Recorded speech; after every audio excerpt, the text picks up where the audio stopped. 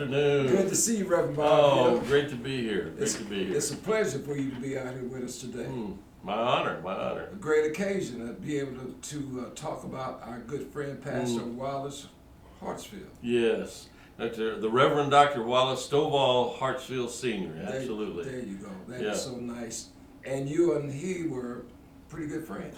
We were pretty good friends, yes. And I would say to be an intimate of somebody of such great stature is not something one should claim easily or quickly. I always had not a distance, but an esteem for Dr. Hartsfield, always, always, always. Did we play golf together? No. Did we play cards together? No. Did I ride to Baptist conventions with him? No. I wasn't a Baptist. But I had occasion over the last 25 years to have wonderful conversations, joint endeavors, and also to assist him whenever he asked me on many, many kinds of activities. Well, Dennis Hartsfield submitted your name. Oh, that's so sweet. That's an honor. That's an honor. Yeah. You were one of the fortunate names. Oh, well, I'm humbled by that designation. Dr. Hartsfield would bring many clergy under his wing, as he did, to give us guidance, give us clarity, give us challenge about what was going on in Kansas City. And I'll never forget the first time I heard him say this trope, I guess that would be the rhetorical description, this kind of theme that he would emphasize, that we needed to pay attention always to two things, history and hope. That's absolutely that the right. Bible was suffused with those, with that kind of twinned theme, that our lives were demarcated by it, that our existence was described by it, that you could look at any instance and see there's something in history that you need to attend to, and there's something about hope that you always need to stress. And I'll never forget it. He did that breaking open the Hebrew Bible, and when he was preaching. He did that in analysis of political situations. He did that in community organizing. Always, always, I think, emphasizing both history and hope. Which is very important. Yeah. You got it, yeah. You don't do that, you're not paying attention. Absolutely. And you got to document it. You got to document it, and I guess this is what you're doing too, here. That's absolutely. I put a post on Facebook earlier today about Pastor Hartsfield, knowing this is what I had to do today because I consider it an honor. Yeah. Oh. And I talked about the history and thank Carlos for keeping the life alive with Cascade Media. Yes. So that we can have this platform. Yes. You see what I'm saying? Because so generations in the future can see. That's absolutely. That's right. That's absolutely. Because facts, tales, and stories sell all day long. And documentation is better than a presentation. Yeah. You know? The what will go down in Kansas City history will be mostly taken through the oral transmission of all these memories, especially among preachers, especially among black clergy, but also in the churches that he touched and that he mentored and that he served as a, not supervisor, but a shepherd for so many of them. I think of the post office over there on 50 Highway that bears and is adorned with his name. Right. And I can remember when Emanuel Cleaver made it possible for that to be unveiled. It was a very touching, moving occasion. But not only that will bear his name. His name will be born in the hearts and the minds and the souls of people he's touched. Tens of thousands, hundreds of thousands of people in his legendary ministry in the greater Kansas City area. And many people have been touched and don't even know it. Yeah, you got that right. You see what I'm saying? I mean, I agree. Like, how did that happen? But they don't know the backstory. Well, maybe by viewing this and by seeing this in the future, somebody in the year 2037 will come up and say, "Now, who is this Hartsfield fella?" Right. Oh, really? Oh, Right. wow. Right. Yeah. Right. To be curious. Yeah. To be curious. You know, my footprint of words today, my one word today is change. Mm. If you change the way you look at things, Mm-hmm. the things you look at will change. Mm-hmm. And I want you to talk about your relationship with Pastor Hartsfield in regards to what change. Yeah. And it could be an experience or a situation, Sure. or it could be your mindset. Sure. I want to lift up one thing about change that has happened in Kansas City for the better in one regard, and that was very, very vexing in the past. I was privileged to be with Dr. Hartsfield and Alvin Brooks in the middle of a conversation not too far from where he lived, where Dr. Hartsfield lived, outside on the street with gang members.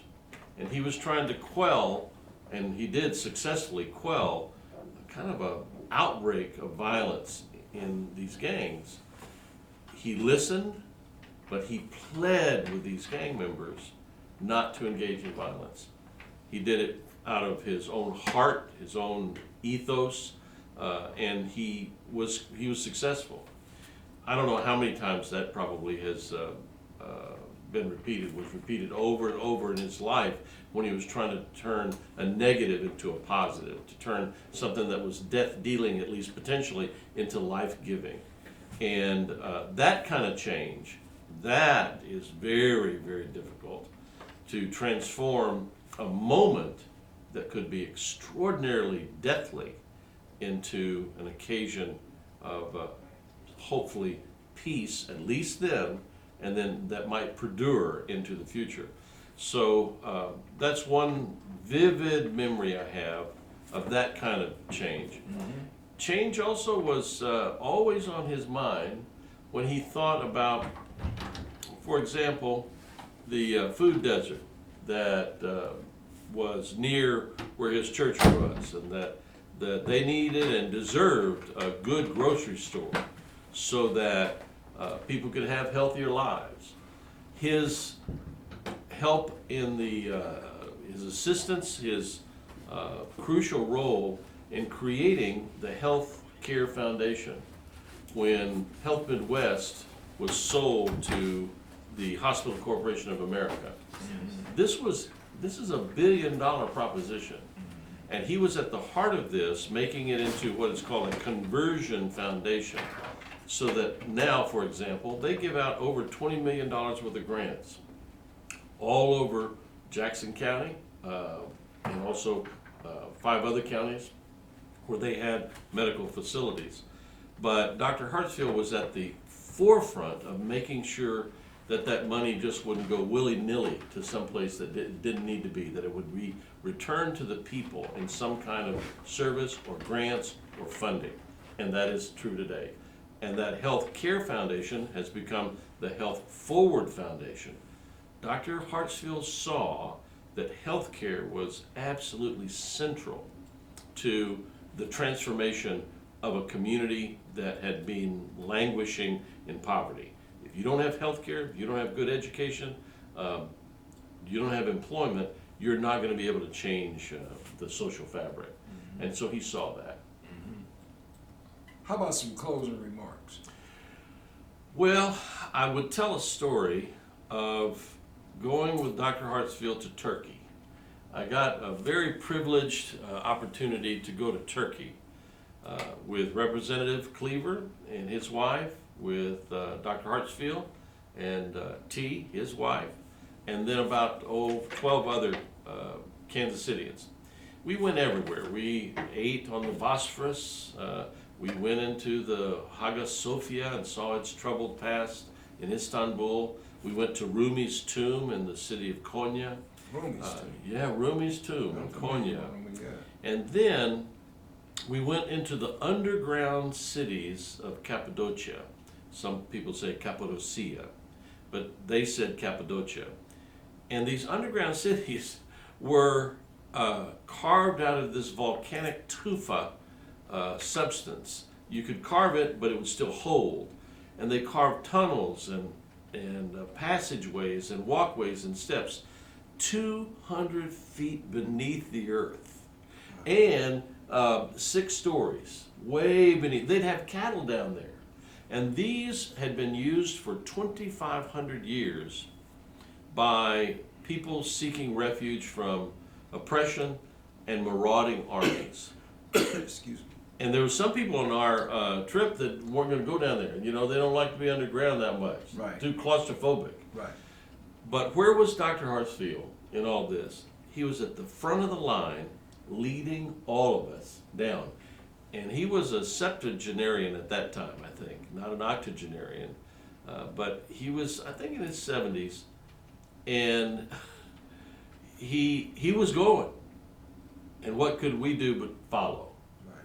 He was always doing that, leading where others feared to tread, exploring new pathways for new wisdoms among ancient trails, and always trusting that a hand would lead him rightly. What was you said in the beginning about hope? History and hope. History and hope. History and hope. That was, I'll never forget it as long as I live. Those were the 2 themes that Dr. Hartsfield taught me and countless other people to attend to for a meaningful existence and for a faithful life. We appreciate you. Oh, thank you, man. Thanks for coming out. Oh, it's my honor. My honor. And we'll keep this tribute going, and you added something to it today. Okay? Thank you very much. Thank All you. right, then.